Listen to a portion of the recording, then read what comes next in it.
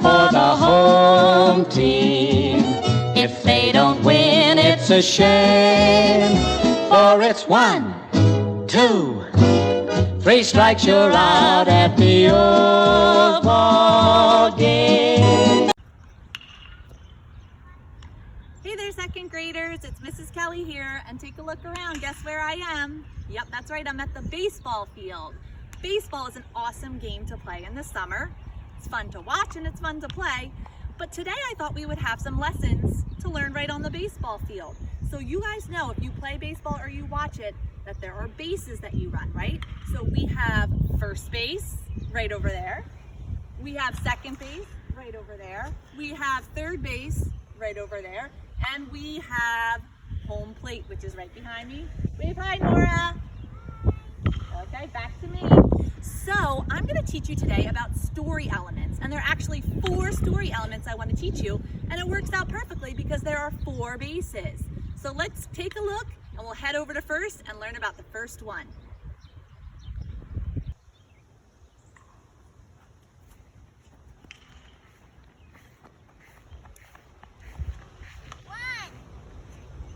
The first story element is called setting, and setting is where the story takes place. It could take place at the character's house, it could take place at school, at the park, at the beach. It's wherever the story is happening. And as the story goes on, the setting can change. Also, sometimes when we talk about setting, we refer to the time that something's happening. For example, early in the morning, mid-afternoon, or late at night. All of these things have to do with the setting.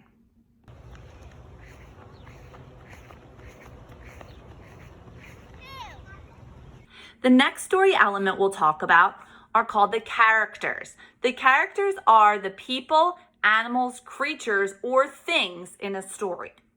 Usually in most stories, you will have a main character or characters. That's the person or animal or creature that the story is mostly about. And then you'll have supporting characters. Those are the characters that interact with the main character and help tell the story.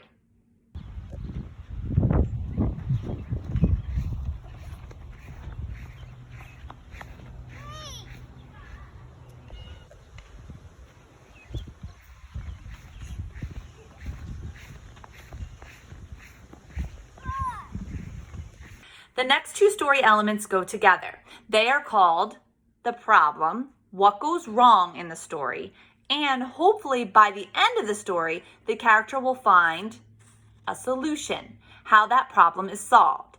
Sometimes the character might have to have a few attempts to solve the problem before they find success. That's like real life. Now it's going to be time to practice finding those story elements in a book.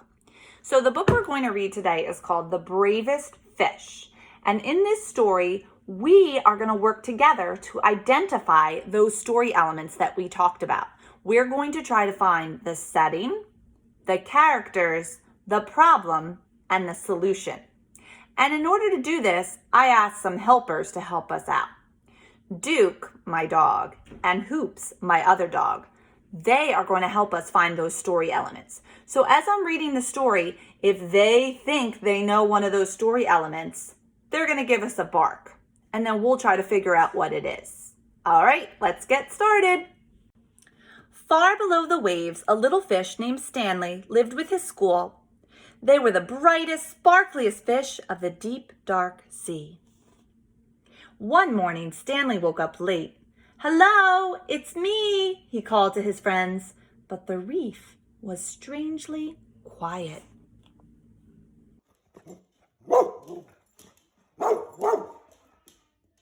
So Duke was just barking there because I think he thinks there's a story element we need to figure out. And guess what?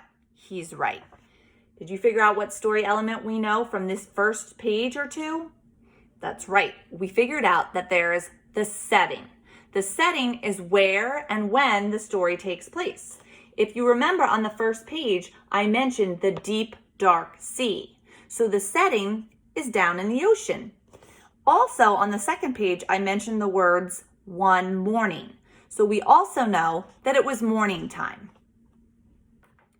Suddenly, Stanley remembered that today was the day his school swam to cooler waters for the summer. Jumping jellyfish, he groaned.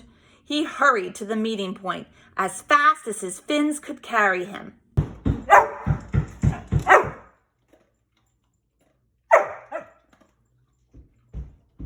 So Hoops was barking right on that page because he thinks he figured out another story element. Can you figure out what it might be? That's right. It's the character. So the main character appears to be in this story, Stanley. There he is. Stanley is the main character around which the problem and the solution are going to be connected. Let's keep reading. But no one was there. As he looked around, he saw a bright light. Aha! They haven't gone far, he said, and he raced toward the glow.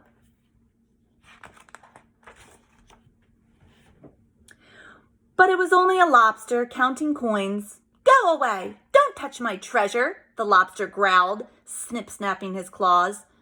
I'm looking for my friend, said Stanley. Fish, the lobster grumbled. Those others were in such a hurry to find someone, they upset my coins. Others? Asked Stanley. My friends. Join them then, snarled the lobster, and Stanley sped off.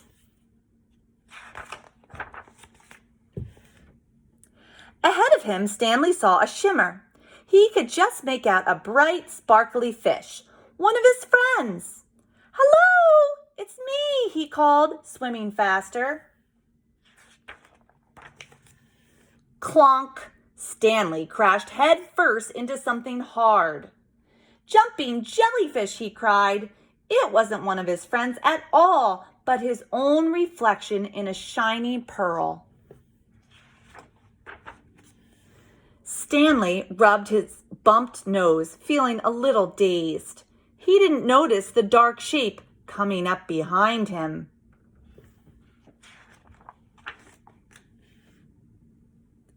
When he turned around, Stanley found himself staring straight into the mouth of a huge shark!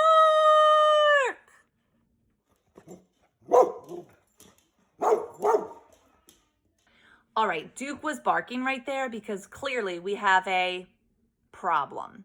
The problem, you can see from this picture, is that Stanley is face to face with a shark. But there's also a little more to the problem. If you remember at the beginning of the story, Stanley woke up late and didn't see where any of his friends were. So he's on a hunt right now to find them. So the problem is not just the shark, but will Stanley be able to find his friends? Ah! Stanley shrieked. Over coral and under weeds, he sped with the shark snapping at his tail. Finally, Stanley saw a small hole in a rock below.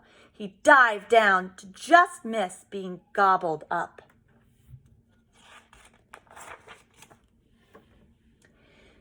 Deep within the cave, Stanley shivered and shook. He felt sad and lonely. He was beginning to think he'd never see his friends again.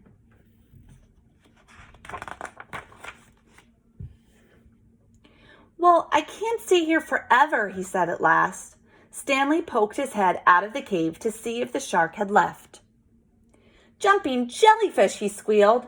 The sea was a golden orange, glowing and glittering. It was the most wonderful sight he had ever seen because there, in front of him, were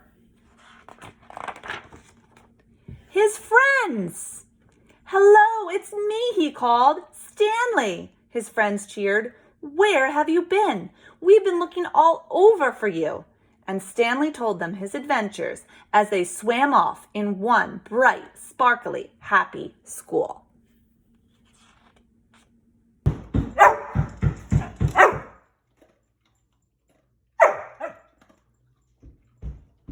Yep, that's right, Hoops. Hoops got that last story element. We figured out the solution. So the problem, remember, was that Stanley couldn't find his friends and a shark was chasing him. The solution was that he escaped the shark and in turn was able to find his friends. So I hope you guys enjoyed reading the book The Bravest Fish. You guys did a great job helping me figure out those story elements, and Duke and Hoops helped us out as well. When you're reading over the summer any type of fiction book, you should be able to identify those story elements as well. This sheet, which is linked under the activities called Book Talk, has those elements that we talked about: character, setting, problem, solution. So for fun, after you read a book, see if you can fill one of these out and identify those 4 elements.